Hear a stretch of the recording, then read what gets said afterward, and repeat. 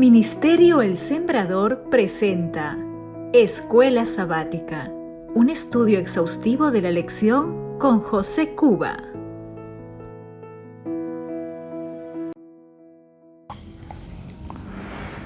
Bienvenidos a Escuela Sabática, espacio promovido por el Ministerio Adventista El Sembrador. Entramos a una nueva semana de estudio de la lección. Durante esta semana estaremos tocando la lección número 10, que lleva por título Completos en Cristo. El versículo de memoria se encuentra en Colosenses capítulo 2, versículos 16 al 17, y dice así: Por tanto, nadie os juzgue en comida o bebida, o en días de fiesta, nuevas lunas o sábados. Todo esto era sombra de lo que iba a venir, pero la realidad es Cristo. La lección de esta semana está bastante interesante y yo quiero comenzar el estudio de esta lección señalando un principio teológico fundamental que tiene que ver con la cruz de Cristo, es decir, con el antes y con el después de la cruz. ¿A qué me estoy refiriendo? Antes de la cruz encontramos todo un sistema ceremonial que Dios utilizó como un medio de pedagogía para conducir a los pecadores a Cristo, al Salvador. Después de la cruz, lo que encontramos es un sistema ceremonial que ya terminó, que cesó, que caducó, que llegó a su final. En el tiempo del apóstol San Pablo, en la iglesia de Colosas, se introdujeron maestros que habían sido educados en la circuncisión, y ellos insistían que después de la cruz seguía habiendo obligatoriedad en observar las leyes ceremoniales. Ellos, al insistir en esto, no se estaban dando cuenta de que estaban desconociendo la eficiencia del sacrificio de Cristo. Lo que estaban haciendo era tomar los símbolos y colocarlos como un sustituto de la realidad. Era volver a lo provisional, cuando ya Cristo había terminado con eso y había establecido lo definitivo. Lo que hacían era colocar cargas que nuestro Señor Jesús había llevado y que ya había cumplido y que ya habían cesado. En este contexto es que el apóstol Pablo, dirigiéndose a los hermanos de Colosas, les dice lo siguiente. En Colosenses capítulo 2, versículo 8, dice: Mirad que nadie os engañe por medio de filosofías y huecas sutilezas, según las tradiciones de los hombres, conforme a los rudimentos del mundo y no según Cristo. Aquí el apóstol Pablo lo que está haciendo es advertir a la iglesia de Colosas que tengan mucho cuidado con los falsos maestros, con aquellos maestros que se habían introducido en la iglesia y que insistían en seguir observando las ceremonias que ya habían caducado con la muerte de Cristo.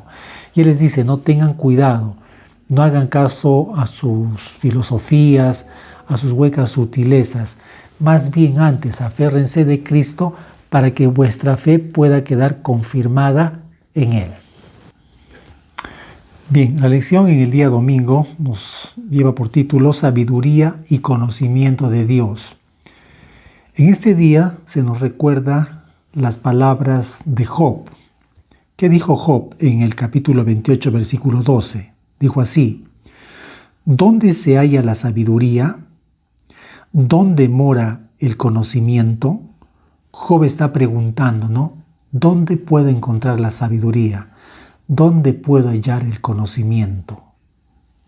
El apóstol San Pablo responde a la pregunta de Job, y eso lo encontramos en Colosenses capítulo 2, versículo 3.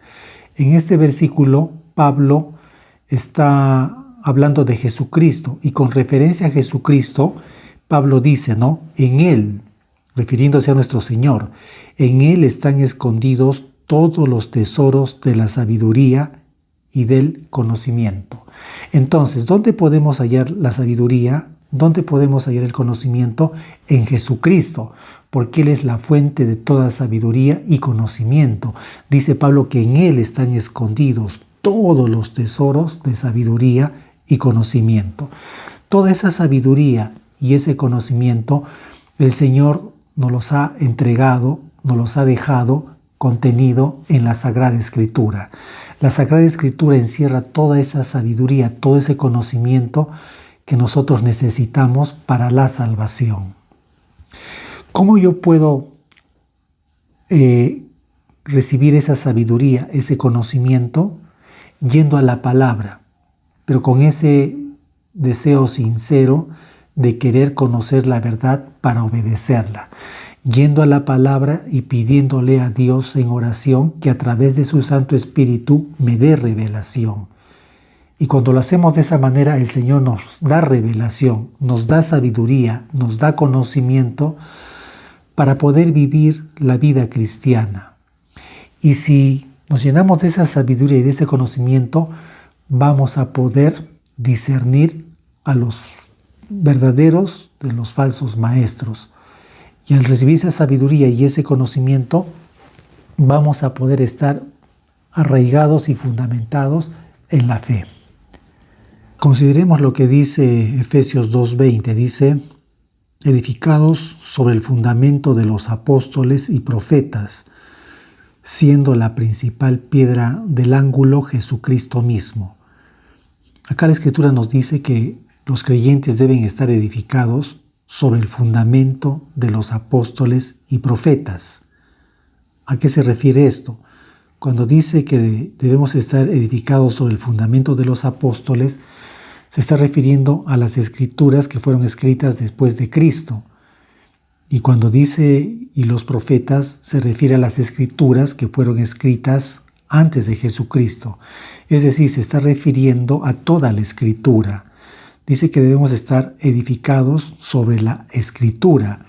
Y dice que la principal piedra del ángulo es Jesucristo mismo. O sea, debe ser Jesucristo quien nos revele su palabra. Debemos ir a Él para que nos dé revelación. De esa manera vamos a poder estar arraigados y crecer en Cristo. Recordemos que recibir la salvación significa aceptar a una persona. Esa persona es Jesús. Pero esto también implica aceptar sus enseñanzas. De esa manera vamos a poder estar arraigados y crecer en Cristo. Otra forma de estar arraigados y crecer en Cristo es muriendo al yo. ¿Y cómo morimos al yo? En la Biblia encontramos muchos ejemplos acerca de lo que significa morir al yo. Por ejemplo, en la historia de José, el hijo de Jacob, encontramos un ejemplo claro, vivo, de lo que significa morir al yo. A la vida de José vino la tentación que tiene que ver con los deseos de los ojos, los deseos de la carne. Y sin embargo, ¿él qué hizo? Renunciar a eso. Eso es morir al yo. Por ejemplo, en la parábola del buen samaritano, vemos a un hombre que ministró a alguien que se supone era su enemigo, que en circunstancias opuestas lo hubieran dejado morir al samaritano, pero él vio que había alguien a quien ministrar, a quien atender. Dejó a un lado los prejuicios, los odios nacionales y ayudó a quien necesitaba. Eso es morir al yo. Como dice la Escritura, Morimos al yo cuando vivimos y andamos como Jesús vivió. Bien, el estudio de esta semana nos lleva también a considerar Colosenses capítulo 2, versículos 14 al 17. Dice así, lo voy a leer, Colosenses capítulo 2, versículos 14 al 17. Dice, anulando el acta de los decretos que había contra nosotros, que nos era contraria, quitándola de en medio y clavándola en la cruz, y despojando a los principados y a las potestades, los exhibió públicamente, triunfando sobre ellos en la cruz. Por tanto, nadie os juzgue en comida o en bebida o en cuanto a días de fiesta, luna nueva o días de sábado, todo lo cual es sombra de lo que ha de venir, pero el cuerpo es de Cristo. Recordemos que en la iglesia de Colosas se habían introducido maestros que insistían en seguir observando las leyes ceremoniales después de la muerte de Cristo. El apóstol Pablo toma una posición definida y con estas palabras lo que está diciendo que lo que enseñaban estos maestros no era correcto, no estaban enseñando conforme a la palabra. Aquí Pablo lo que está diciendo que todas esas leyes fueron anuladas. Pablo dice anulando el acta de los decretos que había contra nosotros. La palabra griega que el apóstol utiliza para acta literalmente significa documento de deuda, pagaré. En el derecho romano, este era un documento legal que certificaba una deuda pendiente. Es por eso que muchas traducciones traducen acta de la siguiente manera, como acta de los decretos, documento de deuda, acta de cargos. Recordemos que después de la caída, el hombre contrajo una deuda legal. El hombre resultó siendo culpable y era señalado por la ley como un transgresor. Es ahí donde entra todo un sistema ceremonial que el Señor utiliza para conducir al pecador al Salvador, a la promesa de un Salvador que vendría más adelante. Pero esta misma ley le enseñaba al ser humano lo que era el pecado y constantemente le recordaba que era un pecador, le recordaba su culpabilidad. Además, esta ley de la ley ceremonial no quitaba en sí misma el pecado al ser humano. Entonces, en ese sentido, nos era contraria. Ahora, cuando Cristo viene y muere en la cruz, esta ley llega a su fin como un cumplimiento de lo que dijo el profeta Daniel en el capítulo 9, que Jesús haría cesar el sacrificio y la ofrenda. Entonces hay que distinguir que lo que quedó clavado en la cruz fue la ley ceremonial, no la ley moral. Hay una diferencia, porque la Biblia, con respecto a la ley moral, en el Salmos 111, vamos a leerlo, en el Salmo 111,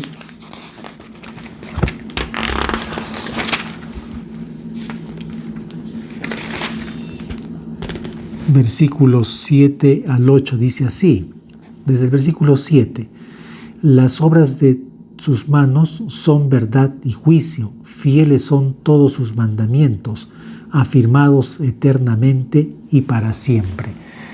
Aquí se está refiriendo a los mandamientos, a los de Éxodo 20, esos mandamientos que fueron escritos en 2 tablas de piedra, y con respecto a esa ley, dice que fueron establecidos eternamente y para siempre.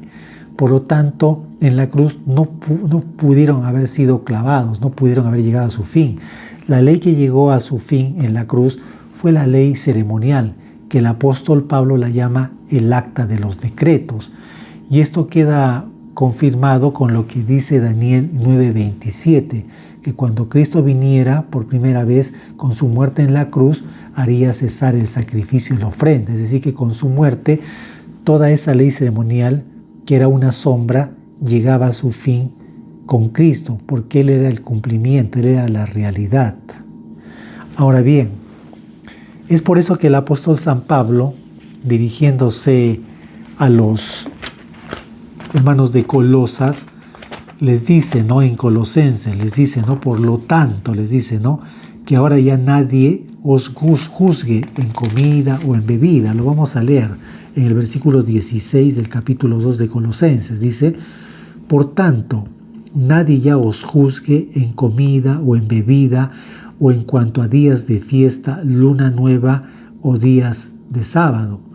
Si la ley ceremonial había llegado a su fin, entonces ya nadie tenía por qué estarles diciendo que seguía habiendo una obligación en observar esta ley, porque ya había cesado. Por lo tanto, ya nadie tenía por qué juzgarlos en comida, en bebida, en cuanto a días de fiesta, luna nueva o días de sábado. Para poder comprender un poquito más esto, vamos a analizar punto por punto. ¿A qué se refiere cuando dice ya nadie os juzgue en comida? Para eso vamos a ir a Éxodo capítulo 12, versículo 15. Éxodo capítulo 12, versículo 15. ¿Qué nos dice? Vamos a leer. Dice así: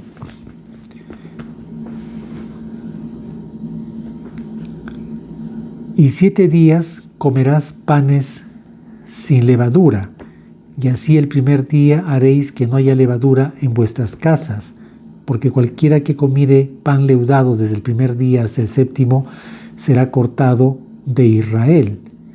Y en la parte y versículos más atrás también nos habla de la Pascua, del Cordero Pascual, y nos dice: y aquella noche comerán la carne asada al fuego, y panes sin levadura con hierbas amargas la comerán. Eso dice en el versículo 8 del mismo capítulo.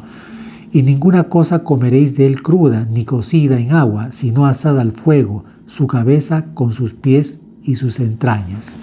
¿No? El Cordero Pascual simbolizaba, ¿no?, al Mesías que iba a venir. Y cuando Cristo vino y murió en la cruz, Él fue nuestra verdadera Pascua. Y todo ese rito de la Pascua llegó a su fin. Por lo tanto, a partir de ese momento ya no se tenía por qué seguir observando la Pascua. A eso se refiere el apóstol San Pablo cuando dice: ya nadie os juzgue en comida. Pero también Colosenses nos dice, versículo 16, nadie os juzgue en bebida. ¿Y a qué se refiere eso? Cuando nosotros vamos a Números capítulo 28, versículo 7, nos habla, ¿no?, de los holocaustos que iban acompañados de libaciones. ¿Qué eran las libaciones? Eran ofrendas líquidas. Por ejemplo, podía ser vino o aceite, ¿no?, y que eran derramadas sobre los sacrificios, ¿no? Esos líquidos, esas bebidas, también llegaron a su fin cuando Cristo murió en la cruz. Pero también Colosenses nos dice, ¿no?, que ya nadie os juzgue en días de fiesta. ¿A qué se está refiriendo? En el calendario religioso de Israel encontramos varias fiestas, las cuales son mencionadas en Levítico 23. Encontramos, por ejemplo, la Pascua, los panes sin levadura, las primicias, el Pentecostés, las trompetas, el día de la expiación. Eran fiestas en el calendario religioso. Todas ellas apuntaban a Cristo. Estas fiestas eran una sombra que se cumplieron en la vida de Jesucristo, que Él fue la realidad. Entonces, cuando Cristo vino, todas estas fiestas llegaron a su fin, ¿no?, con su muerte en la cruz. ¿Qué más nos dice Colosenses? Nos dice, por ejemplo, también, ¿no?, ya nadie os juzgue, dice, en luna nueva. Recordemos que la luna nueva en Israel marcaba el comienzo de cada mes. Y eso lo podemos confirmar leyendo el Salmos 81:3 y Números capítulo 10, versículo 10, donde nos dice claramente, ¿no?, que la luna nueva marcaba el inicio de cada mes. Y en ese día pues se realizaban sacrificios, y en algunos hogares, no era obligatorio para todo el pueblo, se preparaban algunas viandas para comer. Todo eso apuntaba a la realidad, a Cristo. Y Cristo, con su muerte en la cruz, hizo cesar todas esas ceremonias, todos esos ritos. Por eso dice el apóstol: ya nadie os juzgue en luna nueva. Pero la parte interesante, ¿no?, que ha generado mucha controversia, y dice: ya nadie os juzgue en días de sábado.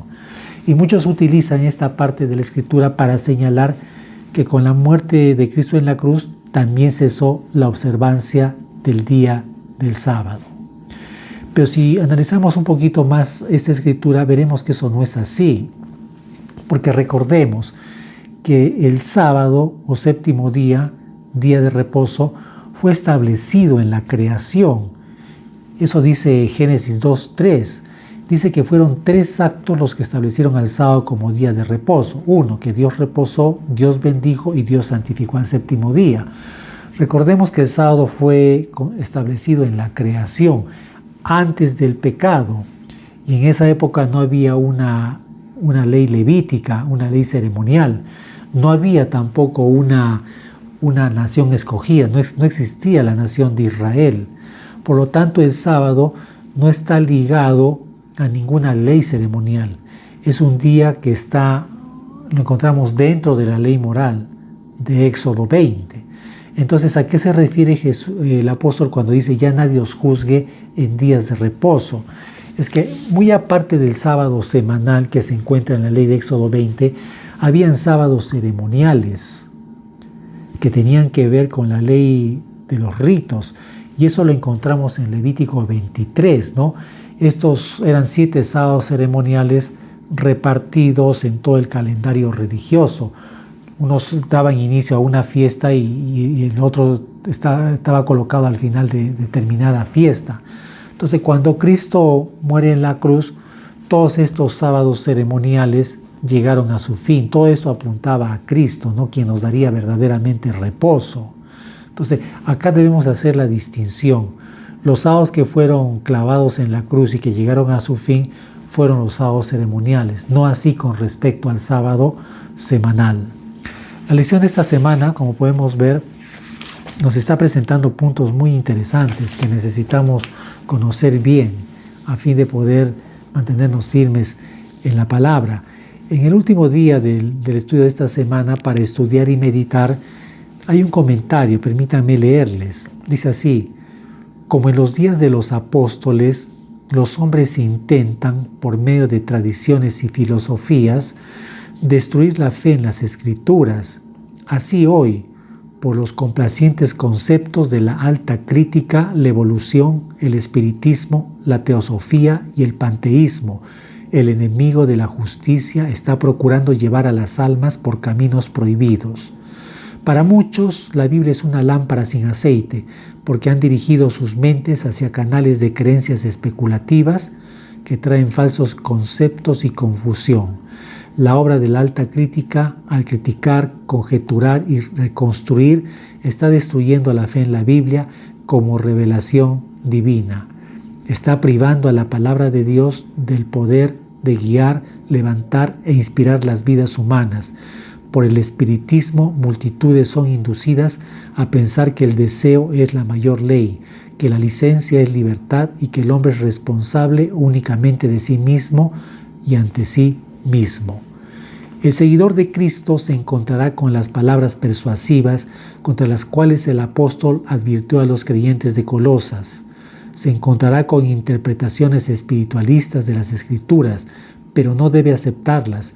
Ha de oírsele afirmar claramente las verdades eternas de las Escrituras, guardando sus ojos fijos en Cristo.